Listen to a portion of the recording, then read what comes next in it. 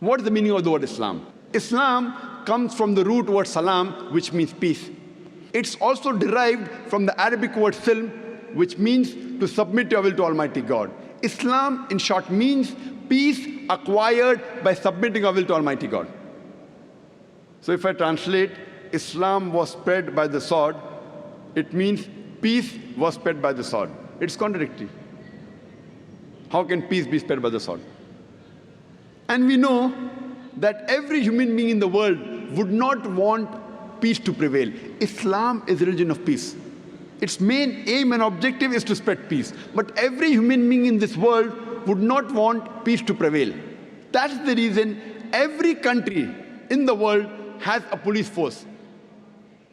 This police force, many a time, uses force to maintain peace in that country. They don't use force to disrupt peace. If the antisocial elements want to disrupt peace, the police of the various countries, they use force to maintain peace in that country. Similarly, in Islam, Islam is against violence.